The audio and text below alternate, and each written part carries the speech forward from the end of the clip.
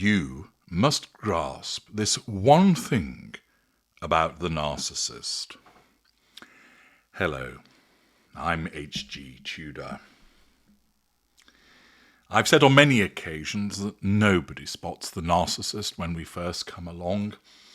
Most people have no familiarity with what narcissism or what a narcissist is. Those that think that they know basically associate it with someone who is in love with themselves, who thinks very highly of themselves, and doesn't understand the many intricacies of what narcissism amounts to, how the narcissist behaves, and of particular importance to you, the impact of the narcissist's behaviour on you. My work, which I have amassed over many, many years and have provided in book form, blog form, video form, consultation, detector, etc., provides unrivaled insight into the way that the narcissist behaves. During this time, I have educated millions of people through my blog articles, through my videos on YouTube, and also in consultation, where I have spoken to thousands of people dealing with different types of narcissists in different types of scenarios.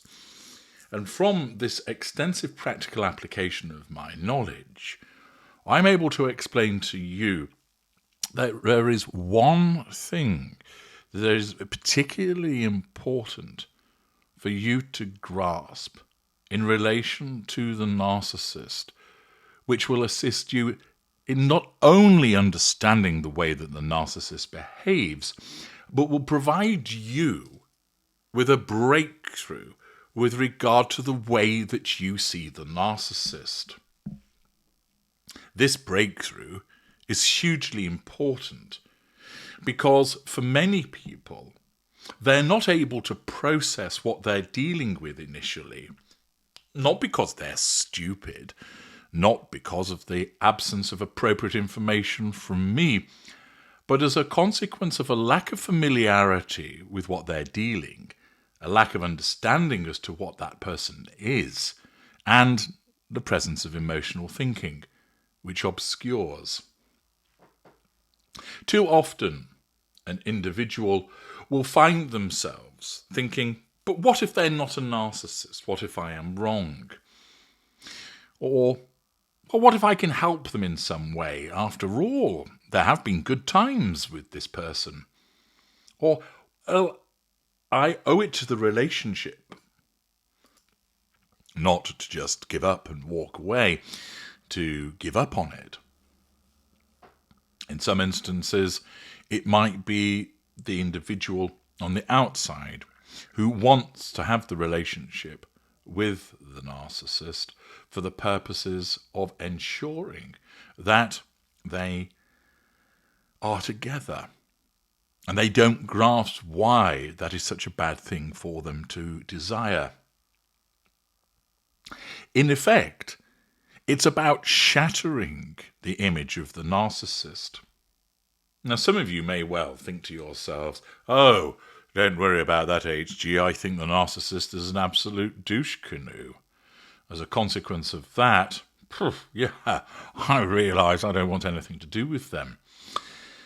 But it's all right to say that, and I have witnessed many individuals who will say, I don't want to involve myself with the narcissist, and then go ahead and directly contradict themselves. Not because they're an out-and-out hypocrite in the way that a narcissist is, but once again, their lack of understanding, their lack of appreciation of what they're truly dealing with, and the presence of emotional thinking keeps them locked into the dynamic with all of the adverse consequences that I've spoken about.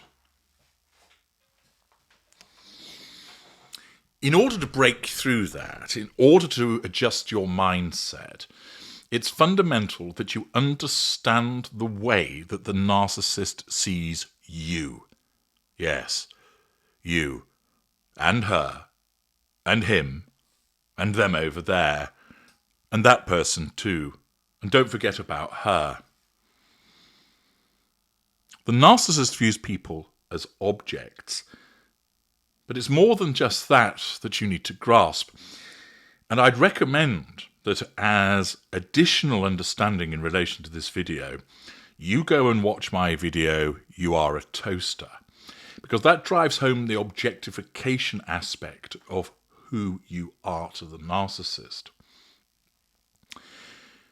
But the point that I want you to take hold of and accept and drive home into your own mind is the fact that the narcissist views you as an object only to the extent that you are an object that is useful to them. You are not a friend. You are not a lover. You are not a brother or a sister or a colleague. Those are just labels that the narcissist uses because they are labels that you understand. The narcissist, in order to fit into your world, utilizes the same language. Unaware narcissists do this without realizing why they're doing it. The rarer, much rarer, aware narcissist uses the same terminology in the full knowledge that it is done to deceive you. The fact is, the unaware or aware narcissist views you as an object, and you are there simply to serve the needs of the narcissist. That's it. Nothing more, nothing less. You are a commodity. Your utility to the narcissist is all that matters. The narcissist is only friends with you because being friends with you is a method to use you. The narcissist only takes you to bed because taking you to bed is a means of getting to use you. The narcissist only comes around to your house to check if you're okay, not because the narcissist cares about you, but because doing that allows some form of utility in relation to accessing you as an object. You are simply there to be controlled, to provide fuel, to provide character traits and residual benefits. That's all that matters about you. You're not there to be a friend of the narcissist or a lover or a family member. You are simply an object that is to be utilized. And in that regard, the narcissist only sees you in one of two ways. The first is a good, compliant object. This is where you're doing as is needed. You're under control and you're providing fuel and character traits and residual benefits. Maybe not all, but some. But that makes you a good object. So the narcissist will keep you around. The narcissist will treat you well. That's because you are proving that you are of worth to the narcissist, because that's all that matters. The narcissist isn't interested in you talking about your hopes and fears. They will only listen to the extent that it serves a purpose for them. And indeed, as many of you know, you talking about yourself actually soon results in disinterest from the narcissist. If you fail to be a good little appliance, then you must be a bad appliance, for it is a zero-sum game. And what that means is that if you're not doing what you ought to be doing, i.e. serving the needs of the narcissist, that must mean that you can't and you're incapable, and therefore you must be punished, which means you become devalued, and in some instances, as a consequence of frequent failure, you become disengaged from. Thus, you are an object. You are only there for the purposes of serving the needs of the narcissist, and you have two states, and only two states. You're painted white when you're a useful object, you're painted black when you're a useless object, and that's all you are to the narcissist.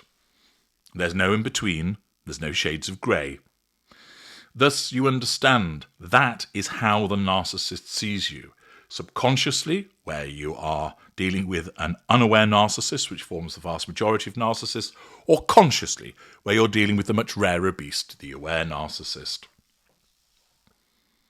It is so important that you understand and grasp that this is the way that you are regarded by the narcissist. An object, there to serve the narcissist, If you do, you're painted white. If you don't, you're painted black. And that's all there is to the way that the narcissist regards you. If that has not caused you to revise your view of the individual that has been identified as a narcissist, then you need to watch this video again. I'm H.G. Tudor. Thank you for listening.